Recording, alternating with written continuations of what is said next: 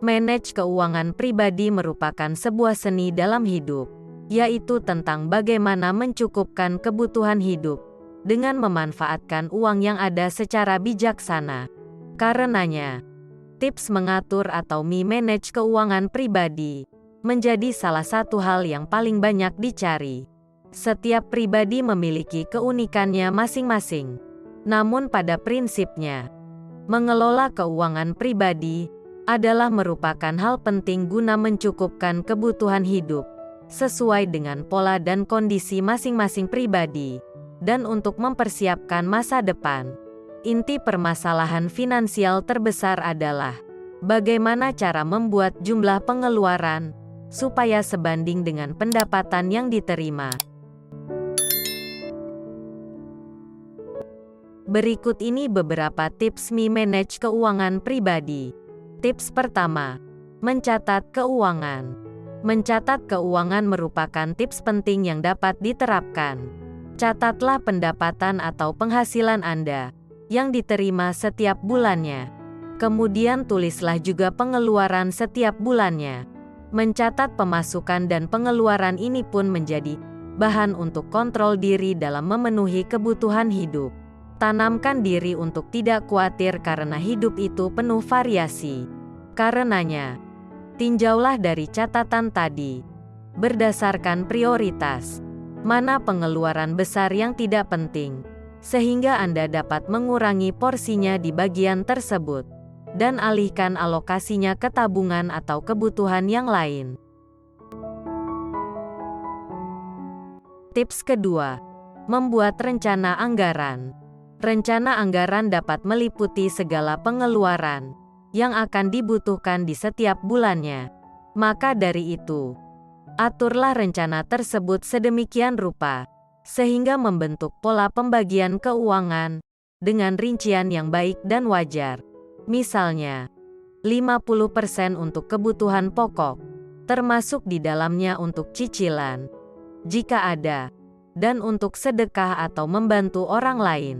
30% untuk gaya hidup atau acara hiburan, dan 20% untuk menabung dan investasi. Prioritaskan dahulu untuk pemenuhan kebutuhan pokok.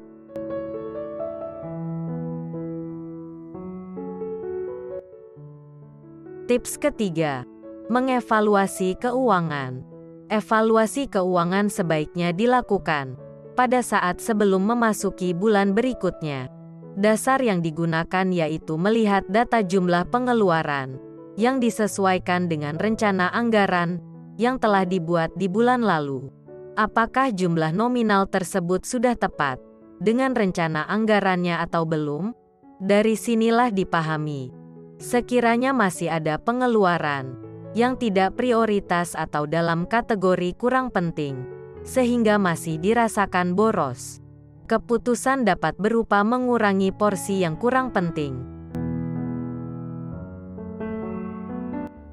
Tips keempat, memanfaatkan kartu kredit. Berhati-hatilah dengan hal menggunakan kartu kredit. Manfaatkanlah kartu kredit dengan bijaksana. Biasanya, ada banyak promo yang ditawarkan dan menarik, seperti misalnya di aplikasi e-commerce. Sebaiknya, pemanfaatan promo itu dikarenakan untuk pemenuhan kebutuhan bulanan saja. Perlu diantisipasi karena tagihan kartu kredit akan muncul di kemudian, dan tidak terasa bahwa pengeluaran melalui kartu kredit telah banyak. Batasannya adalah kembali kepada pemenuhan kebutuhan berdasarkan rencana anggaran yang telah dibuat. Tips kelima, mempersiapkan dana darurat. Dana darurat adalah dana persiapan yang digunakan sewaktu-waktu di masa depan, namun tidak dapat diprediksi kapan terjadinya.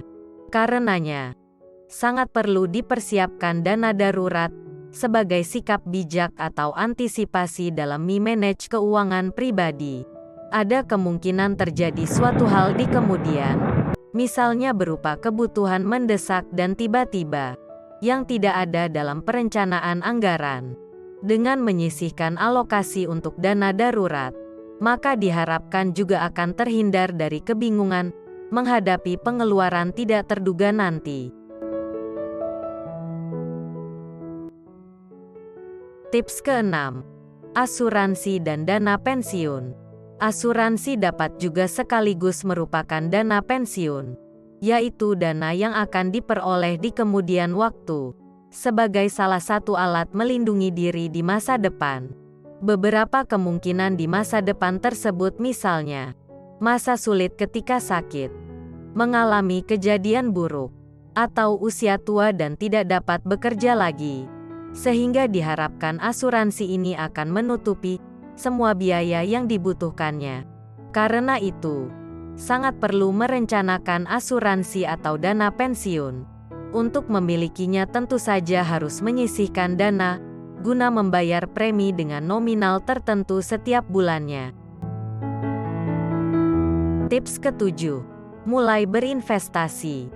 Investasi dapat dianalogikan sebagai menanam yang baik, untuk supaya dapat menuai buah yang baik pada waktunya nanti. Ada banyak keuntungan dalam berinvestasi tentunya.